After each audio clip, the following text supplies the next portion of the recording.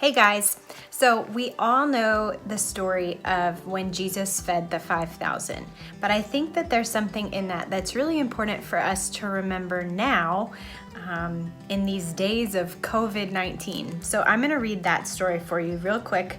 It's Matthew 14:13. When Jesus heard what had happened, he withdrew by boat privately to a solitary place. Hearing of this, the crowds followed him on foot from the towns. When Jesus landed and saw a large crowd, he had compassion on them and healed their sick. As evening approached, the disciples came to him and said, "This is a remote place and it's already getting late. Send the crowds away so they can go to the villages and buy themselves some food." Jesus replied, "They do not need to go away. You give them something to eat."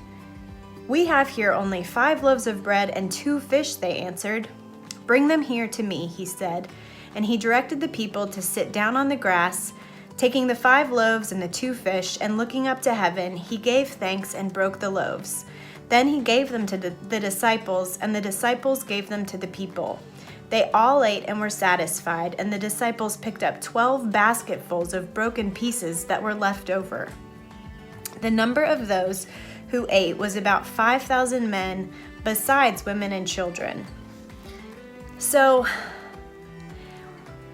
Jesus was testing the disciples, and they missed it. If you look at verse 16, they've just come to Jesus and said, "These people have to go.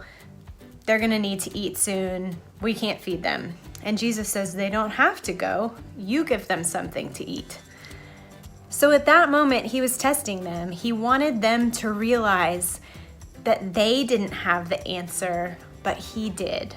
Instead, they looked at the food that they had, they probably pulled out their wallets, and they just came to him and said, "It's impossible, we can't do it." And I think that in this season that we're in right now, Jesus wants us to come to him with our anxiety about the future, our anxiety about how long we're going to be stuck away from our friends. And instead of looking to doctors and the government and putting all of our hopes in the answers that those people give, I think he wants us to come to him and say, "Only you can do this," and to ask him to. So I would encourage you guys to keep that in mind as you go forward this week.